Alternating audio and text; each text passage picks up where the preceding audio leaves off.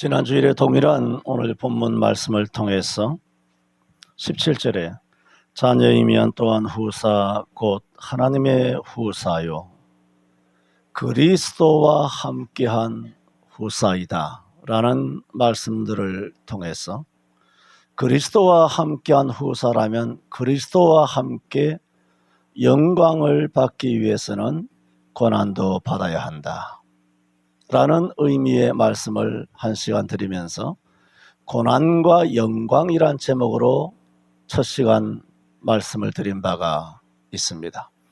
우리는 이 말씀들을 통하여 크게 두 가지, 하나는 우리의 인생에서는 고난은 피해갈 수가 없습니다.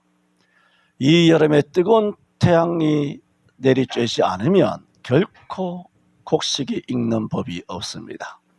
가을에 세찬 바람이 불어오지 않으면 그 나달은 절대로 연글지 않고 그냥 떡하기 위하여 물에 부풀린 것처럼 그냥 미끈미끈하게 다 물러 터져버리고 결코 알곡으로 결실되지 않는 겁니다. 이것이 하나님께서 삼라만상 또 인생사 인류 역사에 주신 하나님의 섭리인 것입니다. 그러므로 고난은 필연적이고 고난은 고통을 주기 위한 것이 아니라 고난은 아름다운 결실을 위하여 필수 과정이다 라는 사실을 알아야 합니다. 세찬 핍박과 박해나 아니면 가난과 질병이라고 하는 그런 바람들이 있습니다. 그러나 여러분 독수리들 보세요. 높이 나르는 새들, 비행기도 히말라야를 넘어가지 않습니다.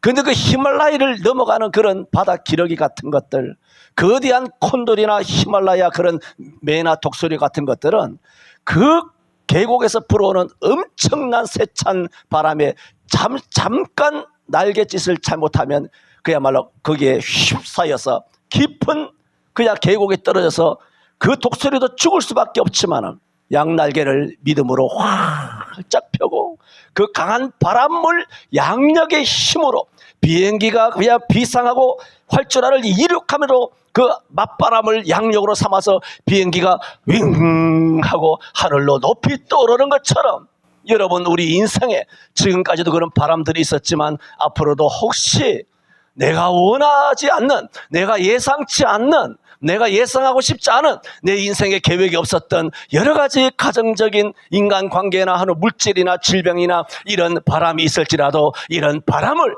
신령한 영적 양력으로 삼아서 이사야 40장 31절 말씀처럼 여호와를 경외하는 자는 새 힘을 얻으리니 독수리가 날개치며 올라감 같을 것이요 저희가 다른 박절하여도 곤비치 않고 걸어가도 피곤치 아니하리라. 보라 내가 새 힘을 주리라 하시는 그런 박해나 이런 고난을 낯설어 하지 말고 거기 굴복하지 말고 거기에 종노릇 하지 말고 그것을 양력의 힘을 삼아서 그리스도와 함께 영광을 받을 수 있다. 그러기 위해서는 고난도 받아야 한다. 고난은 고통으로 끝나는 것이 아니라 고난은 영광을 받기 위한 하나의 과정일 뿐이다. 터널에는 반드시 끝이 있다. 가난도 끝이 있고 실패도 끝이 있고 사업이 안 되는 것도 끝이 있고 질병도 끝이 있으므로 주 예수 그리스도를 믿는 믿음 갖게 되기를 바랍니다. 그래서 저는 이런 크게 첫 번째 이런 메시지를 여러분이 드리기를 원한다. 그 다음에 두 번째는 지난주에 말씀드린 것처럼 우리 예수 믿는 사람이 그야말로 예배당 안에서만 신앙생활하지 않습니까? 길 가는 사람도 저와 여러분의 믿음이 얼마나 있는지 하나님을 얼마나 사랑하는지 관심도 없지만은 알 턱이 없습니다. 얼마나 우리 중심이 저들과 다른지 또 하나님만 아시겠죠. 우리 가운데서도 정말 하나님을 얼마나 사랑하는지 과부의 두 랩돈을 정확하게 판단하는 것처럼 우리의 중심도 폐부도 하나님만이 아실 줄로 믿습니다. 이런 믿음 하나님만이 아시지 이런 믿음을 가지고 기도한단 말입니다. 이런 믿음을 가지고 성경을 읽어요. 혼자.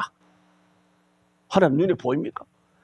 그리고 이런 믿음을 가지고 어떻게든 주일을 지키고 이 좋은 날 놀러 가지 아니하고 주일 성수의 신앙, 현장 예비의 신앙, 성경 중심의 신앙을 어떻게든 지켜야 되겠다라고 하는 그것이 도대체 세상 생활에 도대체 무슨 상관관계가 있느냐 하는 것입니다. 어떤 영적인 신앙생활이 육적인 생활에 과연 어떤 영향을 주겠느냐? 아무것도 일어나지 않는데, 아무런 일도 없는데, 그냥 우리끼리가 집단적인 어떤 집단 최면, 엑스타시라고 하는 거를 집단 최면에 걸려가지고 그냥 종교적인 마약에 빠져 있는 것은 아닌지 돌아보아야 한다는 겁니다. 그런 식으로 예수 믿고 교회 열심을 하는 것은 종교적인 열심일 뿐이고, 하나님께서는 반드시 선한 싸움을 싸우고 날개에 달려갈 길을 마치고 믿음을 지키면 이후로는 나를 위하여 의의 면류관이 예비되었으므로 이것은 나뿐만 아니라 주의 나타나심을 사모하는 모든 자에게도 이 의의 면류관이 있을 줄로 믿습니다. 그러므로 내게도 생명의 면류관, 의의 면류관, 영광의 면류관, 썩어지지 않는 면류관을, 내게도 영생의 면류관을 주실 줄로 믿습니다. 이런 믿음을 가지고 살아가야 한다는 말입니다. 그래서 지난 주일에 우리는 그리스도와 함께 영광을 받기 위하여 고난도 받아야 될지니라 말씀을 드렸습니다. 이것은 뭡니까? 그리스도인에게는 고난이 있다라는 겁니다. 그리고 고난은 있어야 한다는 겁니다. 그 고난의 결과가 무엇이냐? 그리스도와 함께 반드시 영광을 누리게 된다는 겁니다. 하나님의 것이 다 내 것이 된다는 겁니다. 예수 그 영광이 다 내 것이 된다는 겁니다. 그래 16장 24절에 마태복음 예수님께서 말씀하신 것처럼 아무든지 나를 따라오려거든 자기를 부인하고 자기 십자가를 지고 그랬어. 고난의 대명사, 고난의 절정의 그 이름은 십자가입니다. 십자가 이외의 고난을 이야기할 수 있는 것들은 다 하급들이에요. 십자가만이 고난이에요. 이런 자기 십자가를 지고 자기를 부인하고 나를 쫓을 것이니라 주님께서도 말씀하신 것처럼 우리는 모름지기 내게 맡겨진, 내게 태워진 십자가를 지고 잘 이것을 주님 가신 그 길을 뒤따라 가게 되면 나중에 큰 상급이 있을 줄로 믿습니다. 그리고 이 땅에서도 반드시 복을 받고 복을 받게 될 줄로 믿으시기를 바랍니다. 두 번째 오늘 말씀을 드리고자 하는 것은, 그런데 이와 같은 고난이 인간에게만 있는 것이 아니다라는 겁니다. 이 땅에 온갖 피조물들도 신음하고 있습니다. 오늘 성경에 뭐라고 말씀하고 있습니까? 22절에 피조물이 뭐라고 말합니까? 다 이제까지 함께 탄식하며 함께 고통하는 것을 우리가 아나니. 그렇습니다. 우리는 문학적으로 시인으로 무슨 달을 보면 달을 놀이하고 바다를 보면 바다를 놀이하고 그 찬란한 햇빛을 보면 그 햇빛을 찬양하고 푸른 숲과 아름다운 꽃, 예쁜 꽃을 보면 거기에 현혹되어서 대자연 만물과 꽃과 화초와 해와 달과 별들을 놀이하며 이 삼란만상의 아름다움을 놀이하고 있습니다.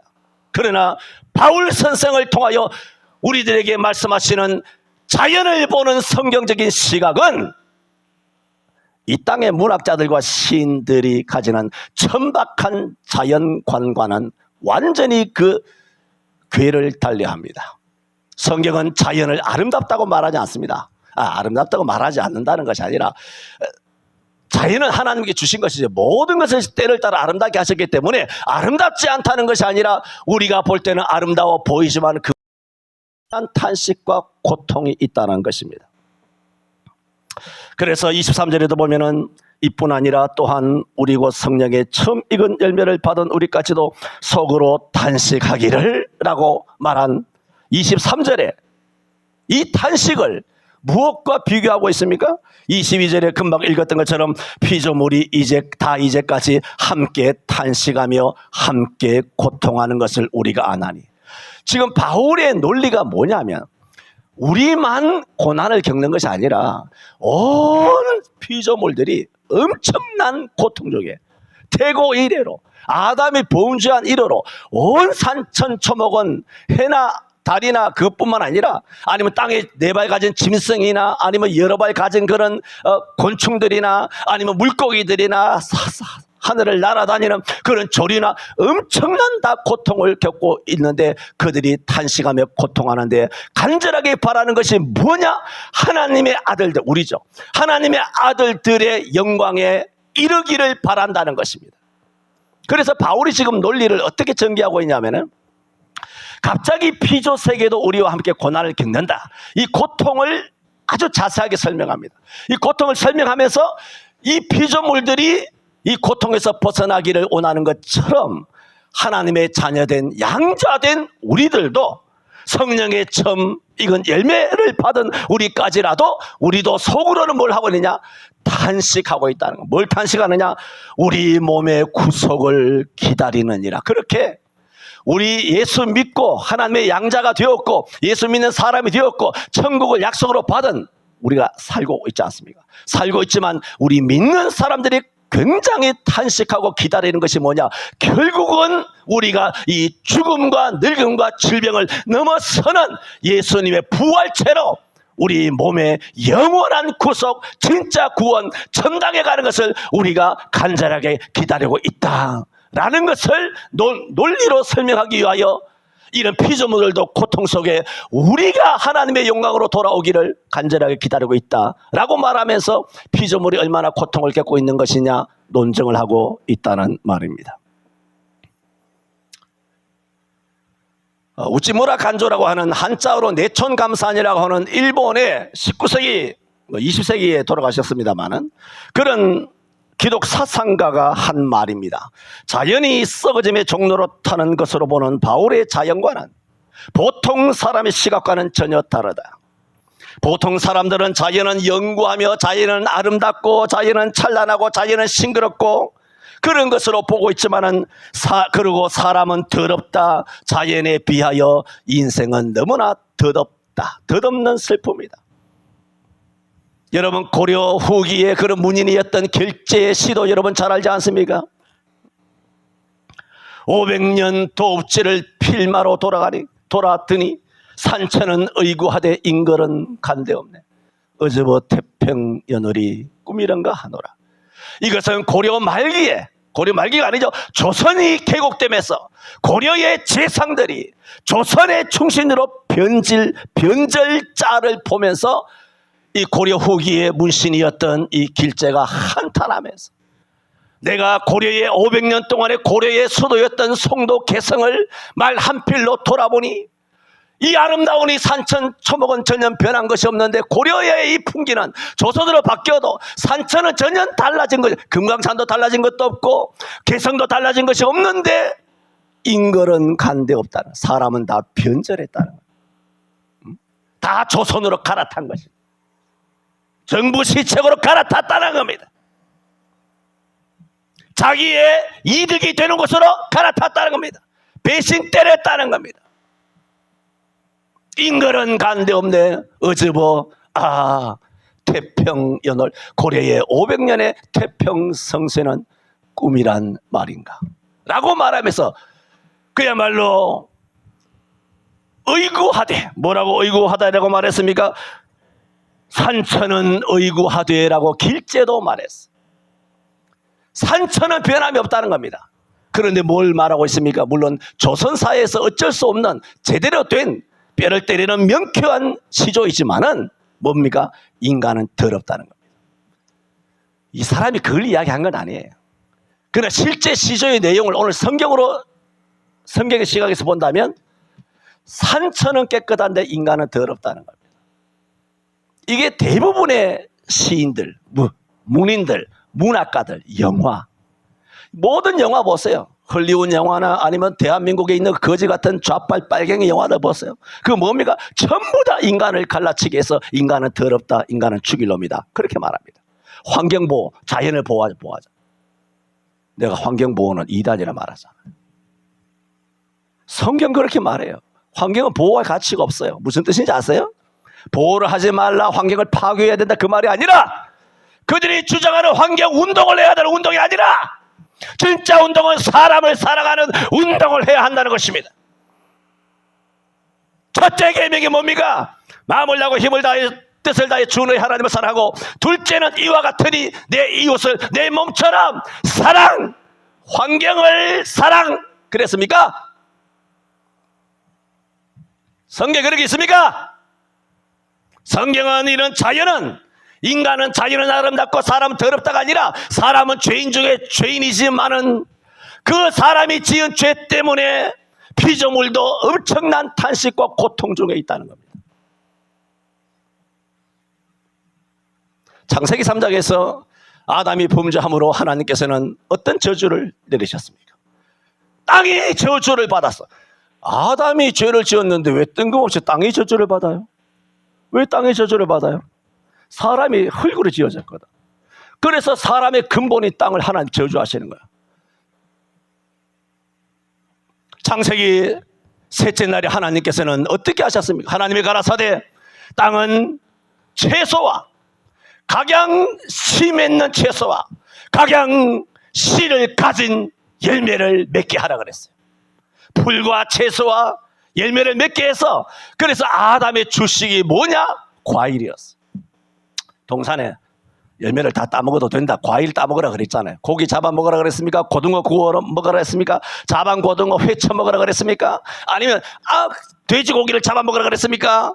아니면 닭을 잡아서 뭐 치킨 해 먹으라 그랬습니까? 눈 씻고 봐도 없어요. 전부 다 과일 먹도록 되어 있었어요, 범죄하기 전에는. 근데 범죄한 다음에 땅이 저주를 받아서 땅에서 뭐가 만들어집니까? 은근키와 가시던 물이 나오기 시작한 거예요. 이건 천지 창조할 때 만든 것이 아니라 그러잖아요. 이게 죄 때문에 만들어진 거예요. 죄에서 나온 거예요. 그리고 노아가 범죄한 다음에 하나님께서는 노아를 건지신 다음에 내가 이 땅의 모든 동물들을 채소와 과일처럼 너희에게 식물로 주너라. 그래, 노아 시대 때부터, 그때부터 뭐냐? 하나님께서 합법적으로 개 잡아먹어도 된다, 소 잡아먹어도 된다, 동물도 잡아먹어도 된다. 그렇게 동물, 피 있는 동물, 피채는 먹을 수는 없지만은 피 있는 동물, 살아 움직이는 모든 자연 대상들을 다, 독수리든 뭐든, 물론 레위기에는 독수리나 뭐 솔개나 같은 것은, 올빼미 같은 것은 부정한 짐승이기 때문에 잡아먹지 말라 그랬지만은 그건 일단 구약이고, 하나님께서 말씀하신 포괄적인 의미로 보면 살아있는 것은 물고기든 고래든 상어든 아니면 무슨 돔이든 간에 다 잡아먹을 수 있어요, 성경에. 왜? 하나님께서 이 모든 동물을 너의 식물로 주리라. 여러분 보세요. 원래는 과일만 먹었댔어요. 그런데 이제는 동물을 먹게 됐어요. 그 땅은 저주를 받아서 그 가시가 나와요, 엉겅퀴가 나와요. 아담의 인간의 범죄의 그 결과, 그 영향이, 죄는 사람이 지었는데 사람만 저주받은 것이 아니라 온 삼라만상이 다 저주를 받아서 땅에는 가시가 나온 거예요, 엉겅퀴가 나오는 거예요. 그래서 동물들은 그때부터 신음하고 탄식하고 있다는 것을 오늘 성경이 말하고 있는 겁니다. 22절의 피조물이 다 이제까지 함께 탄식하며 함께 고통하는 것을 우리가 아나니라고 했습니다. 이때부터 동물들에게는, 피조세계에게는 탄식 쓰는 고통이 시작된 것입니다. 물론 자연은 아름답습니다. 하지만 겉만 그렇게 보일 뿐입니다. 여러분, 동물의 왕국이나 여러 가지 무슨 것을 아시지 않습니까? 한 단계만 더 깊이 그 어두운 숲속을 들어가 보면 얼마나 자연은 추악한지 모릅니다. 얼마나 자연이 혼란한지 모릅니다. 얼마나 자연이 잔인하고 투쟁으로 있는지 모릅니다. 온갖 꽃이 아름답게 피어있는 싱그러운 그런 풀들이, 그런 푸른 풀들이 그 무성하게 있는 숲속에서는 여러분 아시듯이 무서운 생존 경쟁이 지금도 벌어지고 있습니다. 살벌한 약육 강식이 진행되고 자행되고 있습니다. 그들 모두는 저보다 약한 것들을 학대합니다. 자기보다 약한 것을 학대하지 않는 곤충 한 마리 없습니다. 개미도 그러지 않습니다. 벌도 그러지 않습니다. 나비도 그러지 않습니다. 자기보다 약한 것을 학대하지 않는 생명체는 없습니다. 그리고 자기보다 강한 상태로부터 자기는 또 학대를 받습니다. 여러분, 새들이 모이를 쪼다가 모이를 집중해서 모이를 이렇게 모이 쫓는 거 봤습니까? 아닙니다. 한번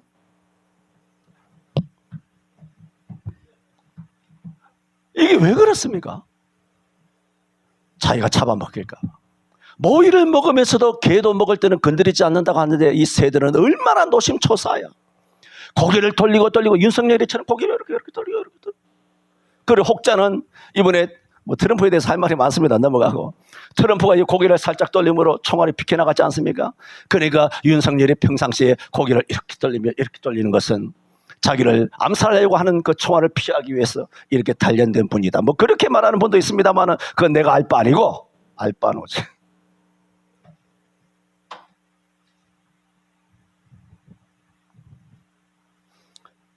짐승들이 깊숙이 숨어 있으면서 가끔 먹이를 위해서 배가 고프니까 먹을 것을 찾아서 가끔 밖으로 나옵니다. 그것은 누군가가 자기를 집중하고 덫을 놓고 기다리고 숨어 있다가 자기를 덮칠까봐, 그래서 내가 죽어버릴까봐 그래 두려워하기 때문입니다. 그럼에도 불구하고 결국은 모든 새들은 맹금류에게 다 잡아먹힙니다. 그럼에도 불구하고 모든 약한 짐승들은 포식자들에게 다 잡아먹힙니다. 자연이 아름다운 것입니까? 실제 자연 속을 들어가면 잔인합니다. 여러분, 육식동물에게는 동족 포식을 하지 않는 개체는 거의 없습니다. 사마귀나 거미는 여러분 조심하세요. 짝짓기 한 다음에 암컷이 수컷을 잡아먹는답니다. 문어나 거미류는 새끼가 수명을 다한 어미를 잡아먹습니다. 파충류, 양서류, 어류, 무척추 동물들은 자기 알이나 새끼라도 다 잡아먹습니다. 동족이고 엄마고 남편이고 자식이고 알이고 새끼고 다 잡아먹습니다. 침팬지는 패배한 쪽의 새끼를 잡아먹고 다른 침팬지의 갓 태어난 새끼를 훔치거나 죽입니다. 아시는 것처럼 사자나 고릴라는 다른 무리와 전쟁에서 그 무리를 정복한 다음 그 이전에 무리의 수컷이 낳은 암사자, 그 새끼 사자들을 잔인하게 다 죽여버려서 아예 애초에 경쟁자들을 전멸시켜버립니다. 이 르완다의 사태와 뭐가 다릅니까? 히틀러의 유대인들 학살하는 거와 뭐가 다릅니까? 김일성이 또 김정은이 새끼가 30명 고등학생들을 총살시키는 것과 어제까지 총살시켰다 그랬죠. 어? 그거와 무엇이 다릅니까? 여러분, 사람만 잔인한 게 아닙니다. 자연은 아름답죠. 하지만 실제로 그 속을 들여다보면 살벌합니다. 그래서 웃지모로 간조는 말하기를 우주에 있는 만물이 모두 고통의 신음을 내고 있다. 그것은 산고의 고통이다. 최고의 고통이 산고지 않습니까? 그래서 성경은 말합니다. 오늘 성경이잖아요. 자연계야말로 지옥 같은 끔찍한 괴로움에 부르짖음이 밤낮 끊어지지 않는 장소다. 이것이 무엇 때문이냐? 성경을 설명하고 있는 겁니다. 무엇 때문입니까? 놀랍게도 그들의 범죄가 아닙니다. 우리가 죄를 지었기 때문입니다. 지금 말씀드리는 게 뭔지 아십니까? 저와 여러분이 교회 안에서 믿음 생활하고 순종하며 순종에 닮아 순종하고 하나님 도우심을 의지하면서 은혜가 아니면 안 됩니다. 하나님으로만 출발합니다. 하나님으로만 다시 시작합니다. 예수님 날 도와주옵소서. 아무것도 눈에 보이지 않지만 이렇게 하는 것이 세상 사람들 봤을 때는 집단적으로 미친 짓 하는 거거든요. 이 더운 여름날 땀 흘려서 번 11조 그냥 다 갖다 내고 11조도 부족해 뭐 또 갖다 내고 뭐 몸들여 시간 들여 뭐 놀러도 못 가고 뭐 맛있는 것도 못 사 먹고 말이죠. 돈 다 갖다 내고 말이에요. 그래 놓고도 맨날 와서 타박이나 맞고, 특히 내가 타박하는데 주특기잖아요. 타박만 하고 좋은 소리 못 듣고 뭐 충성했다고 뭐 좀 하면 그만하지 말라고 그러고 막 지어받고 말이야. 두더지 잡듯이만 맨날 이 짓거리만 하고, 물론 다른 교회는 막 칭찬을 많이 합니다만 그렇게만 하는, 그런데도 가서 그 교회 금방 나가면 되잖아. 교회 널려 있잖아. 그 교회 가면 죄송합니다. 바보 같은 것들이 와가지고 꾸역꾸역 매주일마다 한 주도 어기지 아니하고 이 어려운 그런 삶을 우리가 함께 살아내고 있단 말입니다. 이것이 세상 사람들 볼 때는 허무맹랑하다는 거죠.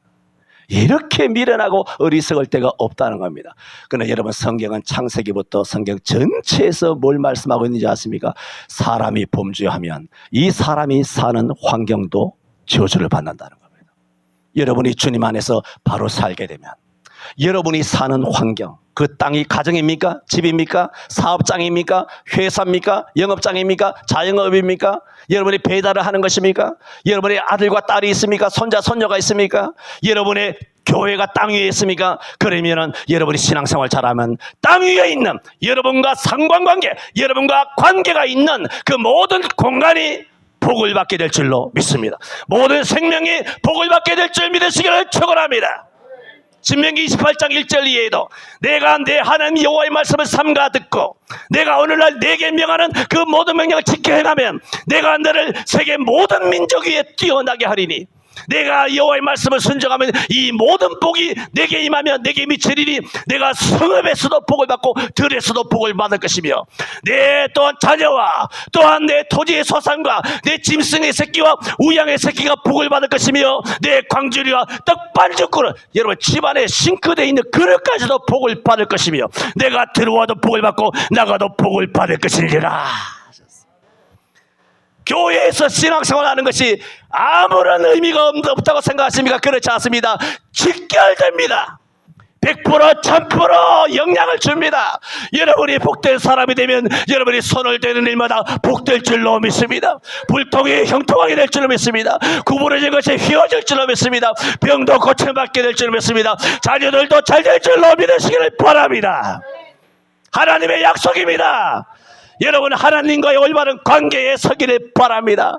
하나님만 악망하세요. 믿음의 주여 또 온전케 하시는 예수님만 바라보기를 바랍니다. 내가 이미 얻었다 함도 아니요 온전히 이루었다 함도 아니라 내가 어디까지 이르렀던지 오직 내가 앞만 보고 달려가더라. 형제들아 나는 아직 내가 잡은 줄로 여기지 아니하고 오직 한 일 즉 뒤에 있는 것은 다 잊어버리고 앞에 있는 것을 잡으려고 그리스도 예수와 표대를 향하여 그리스도 예수 안에서 하나님의 위에서 부르신 부름의 상을 위하여 쫓아가노라. 이것이 바울의 신앙이요 히브리 11장에 믿음의 아브라함, 이삭, 야곱, 모세 이 모든 선지자들의 삶이요 우리 한국교회 주기철, 길선조, 김익도, 최복성, 한상동 이 안희숙 여사, 박 장로님 이런 모든 분들의 삶이었어요. 그러나 오늘날 많은 성도들은 어떻습니까? 이런 성경적인 신앙은 다 잃어버리고 오늘 성경이 뭐라 그랬어? 우리가 소망으로 구원을 얻었으며 보이는 소망이 아니니 보는 것을 누가 바라리 그랬어. 보이는 것은 소망이 아닌 겁니다. 여러분 금은덩어리가 소망이 아니라는 겁니다. 만일 보지 못하는 것을 소망하면 천국이 눈에 보입니까? 약속이 눈에 보입니까? 말씀이 눈에 보입니까? 아! 하고 사라지잖아요. 광야 외치는 소리의 음성처럼 이것은 시간에 공간의 지연을 받기 때문에 다 없어지는 거. 지난주 말씀이 다 없어진 것 같잖아요. 저 지난주 말씀이 엄청난 많은 말씀을 금년 7개월 동안도 많은 말씀을 했지만 말씀이 다 없어진 것 같잖아요. 그러나 그 말씀이 우리에게는 없어진 것 같지만 여러분을 믿지 말고 이 말씀은 전능하신 줄로 믿습니다. 이 말씀은 살아있는 줄로 믿습니다. 이 6개월 동안 선포된 이 말씀이 여러분을 복된 길로 저 천국으로 인도하여 주실 줄로 믿습니다. 오늘 말씀은 인간이 범죄하면 세상이 여러분의 모든 환경이 다 저주받는다는 것을 알아야 합니다. 누가복음 21장 33절에도 그러므로 너희는 두려워할지니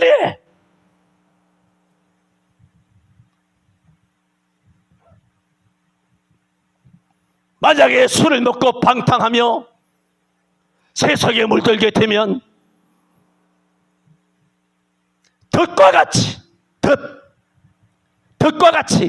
너희에게 이 재앙이 임하리라.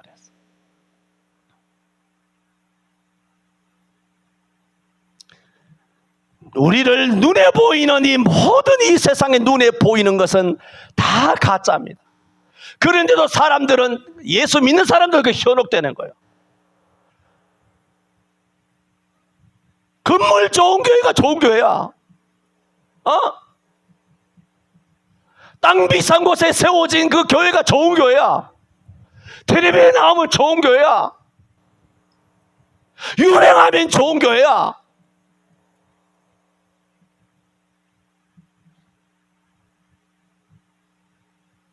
우리를 현혹시키는 것은 전부 다 눈에 보이는 것들입니다. 그러나 오늘 성경에 뭐라 그랬습니까? 만약에 우리가 소망으로 구원을 얻었으면 보이는 소망은 소망이 아니라 그랬어요. 우리가 보는 것을, 그 썩어져가는 것을 누가 바라리요? 만일 우리가 보지 못하는 것을 바라면 참음으로 기다릴지니라 그랬어요. 이 히브리 11장 이거 다 이야기할 수 없잖아요. 다 그렇게 써. 아브라함, 이삭, 야곱, 요셉 전부 다 이 사람들은 다 믿음을 따라 죽었으나 믿음으로 죽기까지 했다는 거예요. 그런데 뒤에 뭐라 그러냐? 약속을 받지 못하였다. 저희가 나온 바 본향을 생각하였다면 돌아갈 기회가 있었으리노 이제는 저희가 더 나은 본향을 사모하니. 왜? 눈에 안 보이는 본향을 사모하는 거예요. 갈대아 우러나 하나를 생각하는 것이 아니라 더 나은 저 천국을 생각함으로 그 본향을 찾음으로 하나님께서 뭐라고 말했냐? 내가 아브라함의 하나님이라, 이삭의 하나님이라, 야곱의 하나님이라 부르심 받으심을 하나님이 부끄러워하지 아니하시고, 오늘 우리가 하나님 아버지, 하나님 안 부끄러워하실까? 하나님 주 뜻대로 내 속이나 썩이지 마라. 예, 내 속이나 썩이지 마. 이거 그만하고 내 속이나 썩이지 마라. 그러지 않으실까?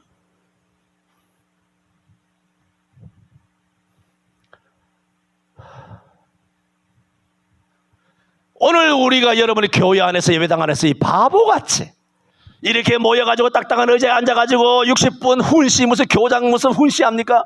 결론으로 마지막으로 한마디 또 뿐만 아니라 뭐 다시 한번 말하면, 학생 여러분 조심하세요. 길 건널 때 교통 조심하시고, 친구끼리 또 뭐 사이좋게 지내고, 또 뭐 국기 개양 잘하시고, 착하게 살고, 도둑질하지 말고 그렇게 잘 사세요. 교장 훈시처럼 그렇게 딱딱한 메시지 아닙니까?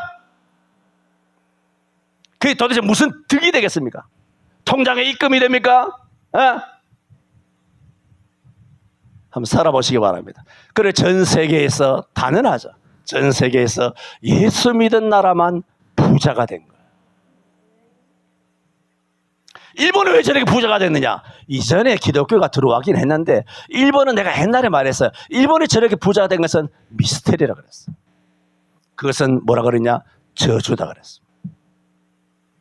딱 일본만 그렇거든요. 2000년 세계사에서. 우리의 삶도 마찬가지입니다. 내가 어떻게 사느냐, 어떤 믿음, 눈에 보이지 않는 신앙생활을 하느냐, 목사, 장로, 권사, 직분의 그 삶, 청년들의 삶, 눈에 아무것도 안 보입니다. 눈에 안 보이는 걸 위해 살잖아요. 눈에 안 보이는 일을 하는 거예요. 뭐 설거지 한다고 눈에 보이는 게 아니에요. 그게 헌금한다고 눈에 보이는 게 아니에요. 이게 눈에 보이는 것이 아니라 핵심이 뭐냐면 눈에 보이지 않는 주님이 보신다는 거예요. 그게 보이지 않는 거예요. 아파트 한 채 샀어. 집 2채야, 3채야. 눈에 보이잖아. 그거 아니고 이 사람아, 눈에 보이지 않으시는 하나님이 그걸 보고 있다는 거예요. 어떻게 하시는지, 어떻게 할 건지, 어떻게 해왔는지 그걸 보시는 거죠. 교회 안에서의 신앙생활이 아무런 의미가 없는 게 아닙니다. 신명기 28장이나 히브리 11장이나 다 우리가 어떻게 하나님 말씀을 순종하는지, 그렇게 되면 내가 들어가도 복을 받고 나가도 복을 받고, 내 광주리와 떡반죽으로 전기밥솥도 복을 받고, 할렐루야. 삼계탕 파는 그릇도 복을 받고, 할렐루야. 다 그 숟가락 몽둥이 하나 다 복을 받는 거예요. 거짓말 같습니까?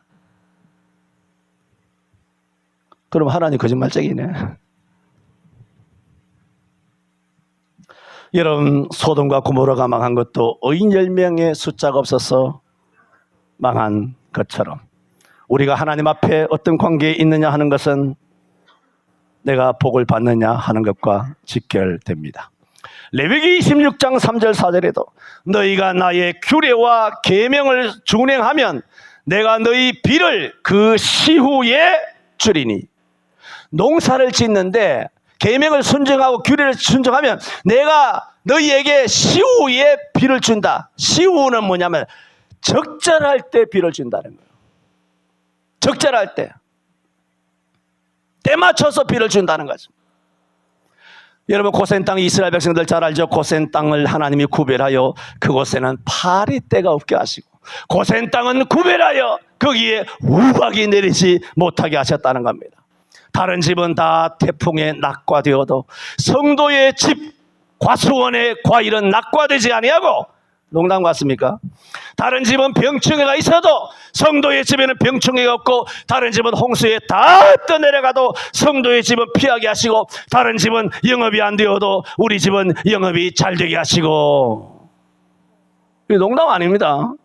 한국 교회에는 이런 체험을 한 성도들이 헤아릴 수 없이 많습니다.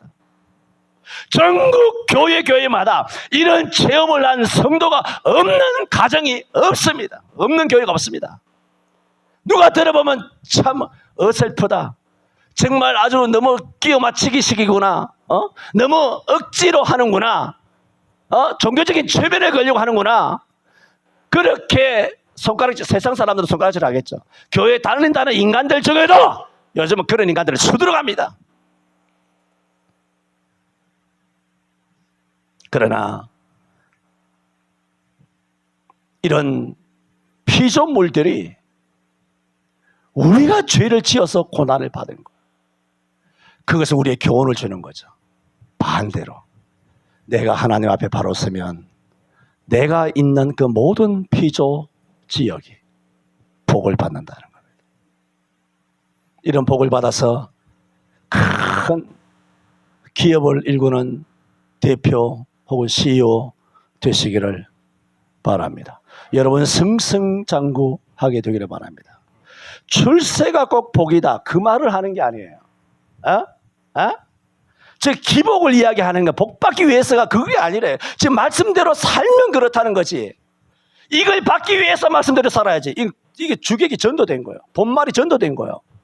이걸 받기 위해서가 아니라 이렇게 살면 역사하신다는 거죠. 살면 역사하시는 하나님을 믿어야지, 이렇게 살면 복 주시니까 이 복 주시는 하나님을 믿기 때문에 이렇게 사는 게 아니라 말입니다. 완전히 차원이 다릅니다. 하나님을 믿으세요. 이렇게 하면 복 주시겠지라는 걸 믿는 것이 아니라, 이사야 57장 1절에도 의인이 죽을지라도 마음에 두는 자가 없고, 자비한 자예요. 의인이 죽었단 말이에요. 자비한 자들이 취하여 감을 입을지라도 마음에 깨닫는 자가 없도다. 그 의인은 화액전에 하나님께서 취하여 감을 입은 것인 줄로 아는 자가 없도다 그랬어요. 땅에서 다 복을 받아요. 근데 아주 특별한 예외가 있어요. 바울 사도처럼 순교했잖아요. 땅에서 받았습니까? 베드로도 순교했죠. 땅에서 받았습니까? 주기철 목사님 순교했죠. 땅에서 뭐 받았습니까? 땅에 없어요. 의인이나 자비한 사람들이 취하여 감을 입을지라도 저들은 화액전에 어떤 엄청난 재앙이 오기 전에 하나님께서 그를 데리고 가셨나니 그는 평안에 있으며 침상에서 누워 편히 쉬리라. 57장 1, 2절. 그런 독특한 의인이 있단 말입니다. 그래서 모든 것을 뭉뚱그려서 다 재단을 하는 것이 아니라 땅에서 바로 살면 100% 다 복을 받습니다. 100%. 그러나 아주 특별한 사명을 가진 사람이 있어요. 그런 사람은 순교할 수 있어요. 사고 나서 먼저 죽을 수도 있어요. 암 걸려서 먼저 죽을 수도 있어요. 이런 질병이 다 저주가 아니에요. 성경에 있기 때문에. 두 번째로, 이 영적 법칙, 영적 등식이 이해가 됐어요. 그래서 이거예요. 뭐라고 말했습니까? 피조물도 어떻게 말합니까? 21절에 바라는 것이 있다는 거예요. 바라는 것은 피조물도 썩어짐의 종노릇한 데서 해방되어 하나님의 자녀들의 영광의 자유에 이르는 것이니라. 여러분, 문장을 잘 보세요. 피조물이 이런 고통과 탄식 속에서 간절하게 바라는 것이 있어요. 바라는 것이 있다라면 자기들도 자기들의 영광스러운 그런 옛날에 범죄하기 전에 에덴 동산에서의 그런 다시는 약육강식도 잔인한 그런 것도 없고 그런 세계로 자기들의 영광스러운 에덴 동산에서의 자유로 돌아가기를 바란 것이다. 이렇게 해야 문장이 되거든요. 근데 피조물들이 하는 말을 보세요. 그들이 말할 수 있는 건 아니지만 그들이 썩어짐의 종로로 탄 데서 해방되어 자기들의 영광의 자유가 아니라 하나님의 자녀들의 영광의 자유에 이르기를 바라는 것이다. 그것은 우리가 먼저 죄인으로서 죄를 지어서 피조물이 저주를 받았는데 우리 때문에 저주받은 저들인데 우리가 가해자고 저들 피해자인데 피해자지만 피해를 엄청나게 입었지만 엄청나게 저주를 받았지만 그 저주를 우리 때문에 받았다 할지라도 저들이 저주에서 구원받고 회복되는 길은 가해를 한 인간이 먼저 구원을 받지 않으면 자기들이 구원을 받지 못한다는 것을 안다는 거예요. 그러므로 대한민국 교회에서 한국 교회가 하나님 앞에 바로 서면 대한민국이 구원을 받습니다. 의인 10명이 있으면 소돔과 고모라가 구원을 받는단 말입니다. 민족의 미래가 어디 있느냐? 교회에 있는 줄로 믿습니다. 민족의 미래가 여러분에게 있습니다. 한 사람 한 사람이 하나님 말씀대로 철저하게 그것을 믿고 우리나라의 운명의 윤석열이나 저런 어떤 정치인들에게 있지 아니하고 하나님께서 우리나라를 인도하여 주옵소서. 하나님이 보호하사 우리나라 한국교회를 새롭게 하여 주옵소서. 명예와 다시 칭찬으로 한국교회를 하나님께서 전우하사 안수하여 주옵소서. 이런 날이 될 때 우리와 함께하는 나라도 민족도 국가도 우리 이웃도 지역도 교회도 다 잘 되는 것입니다. 피조물들이 그걸 알잖아요. 우리의 영광이 아니야. 우리의 영광이 회복되기 위해서는 사람이 본전의 영광의 자리로 회복되어야 자기들이 회복될 줄 피조물들도 그거 다 안다? 그런데 5천만의 빨갱이 새끼들은 모르고 있는 거예요. 교회를 죽이려고 그러고. 미친 것들이 아닙니다. 저주받으려고. 저주받으려고 아니라 이미 저주받았습니다만. 100% 나라가 망하고 민족이 다 망합니다. 교회를 욕하면. 교회를 축복하는 자 복받고 저주하면 저주를 받는 것입니다. 교회된 저와 여러분은 복의 근원입니다. 저는 지난주에 이어서 고난과 영광. 우리가 교회에서 어떤 고난이라고 하는 것, 혹은 우리의 이 각 개인의 인생에서 어떤 고난이라고 하는 것, 이 고난은 어떻게 해석이 되어야 하느냐. 그 고난은 내가 못났어, 내가 실수했어, 내가 범죄해서 오는 고난이 아니라 정말 주님의 뜻대로 살다가 오는 그런 고난일진데, 그런 고난은 뭐냐? 그리스도와 함께 영광을 받게 하신다는 겁니다. 그러므로 우리가 주 안에서 신앙생활 잘하면 교회 바깥에 여러분의 모든 때 하나님께서 복으로 역사하여 주시고, 혹시나 우리 주변에 잘못된 것이 있다라면 내가 바로 서면 그 모든 피조물들이 회복이 된다 하는 것입니다. 기도합니다.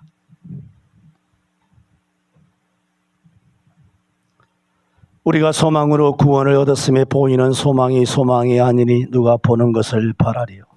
만일 우리가 보지 못하는 것을 바라면 참음으로 기다릴지니라. 이와 같이 성령도 우리 연약함을 도우시나니 우리가 마땅히 빌 바를 알지 못하나 성령이 말할 수 없는 탄식으로 우리를 위하여 친히 간구하시고, 또 죽으실 뿐만 아니라 다시 살아나신 이는 그리스도 예수시니 그런 하나님 보좌 우편에서 우리를 위하여 간구하시는 자신이라 하셨습니다. 오늘 우리 속에서 성령께서 이미 2000년 전 승천하여 하나님 보좌 우편에 재위하신 예수님께서 수천 년 동안 우리를 위하여 중보 기도하여 주심을 할렐루야 감사드립니다. 그러므로 우리는 눈에 보이는 것에 소망을 두지 않게 하여 주옵시고, 눈에 보이는 것에 현혹되지 않게 하여 주옵시고, 눈에 보이지 않는 영적 신앙생활, 교회에서의 영적 신앙생활의 법칙이 세상 모든 가정과 사업에 어떤 강력한 절대적인 영향 관계에 있는지 오늘 말씀을 통하여 깨달았사오니 우리 가정이, 우리 사업이, 나의 기업이, 내 주위가, 그 땅이 엉겅퀴가 나고 가시덤불이 나고 내 마음이 가시돋친 듯 하는 그런 비정상적 인격의 삶과 그런 삶을 살아가고 있다라면 주여 우리 자신이 먼저 하나님 앞에 바로 서게 하여 주옵소서. 그러면 다 고침받을 줄로 믿습니다. 예수님 이름으로 기도하옵나이다. 아멘.